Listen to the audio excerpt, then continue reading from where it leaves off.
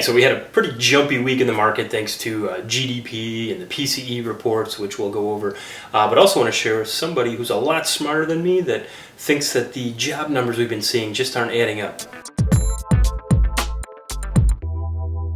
Hey, so welcome to this week's Mortgage Minutes with Mitch. I am Mitch Jenkins, Senior Loan Officer with Your Home Financial. So the big headline this week, the GDP report came out, showed that the economy grew by 1.6% in the first quarter.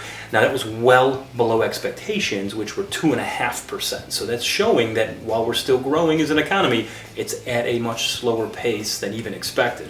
Then also the PCE, which is the Fed's favorite measure of inflation, personal consumption expenditures, for the whole first quarter came out, and that was actually higher than expected. So that's not good news. What that did is kind of put that soft landing back into focus that the Fed has been targeting and telling us that it looks more and more likely to happen. But when you see conflicting reports like this, unfortunately, you start to question whether or not that's going to be feasible. So markets not too happy with that news, and it looks like we're going to end the week a little bit higher than we were last year in the way of mortgage rates. Now, I want to point out to you Jim Bianco. He's the president of Bianco Research LLC, very well-known firm. You may have seen him on MSNBC or Fox News, but he's a commentator and manages a research firm. And what he said this week was interesting. So he pointed to the fact that 5 of the 6 previous weeks, the numbers coming from the Bureau of Labor Statistics for initial jobless claims, so the people filing unemployment for the first time, was exactly the same.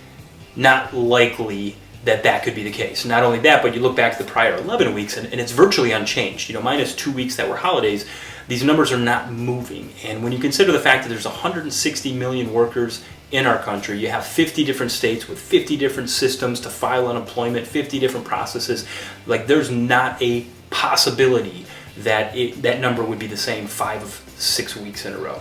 So it's interesting to point out, because I've been saying the BLS is up to something with these supposed job gains, and now it looks like the initial unemployment claims are a little off. Now, you can point to a lot of people, because you've been hearing a ton of layoffs, and some of those people might be getting severance packages, so they actually don't have to file for unemployment. They take their severance, and before the package runs out, they find employment, so they never even hit those numbers. But that's not a big enough percentage to keep those numbers nearly identical for 11 consecutive weeks.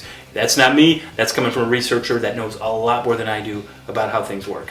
So the reason this matters is it doesn't look like inflation is going to hit 2%. It's not looking likely anytime soon. So the other mandate of the Fed is to maximize employment. So if the employment numbers look weak, well, that could force the Fed's hand and lower interest rates, even though inflation is not on track for 2%. So it almost seems like somebody wants to keep rates higher for longer. Just an interesting take.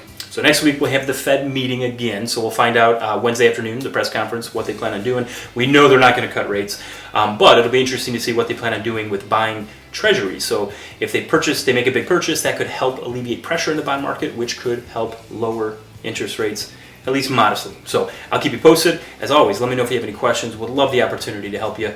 Thanks for watching, and we'll see you next week.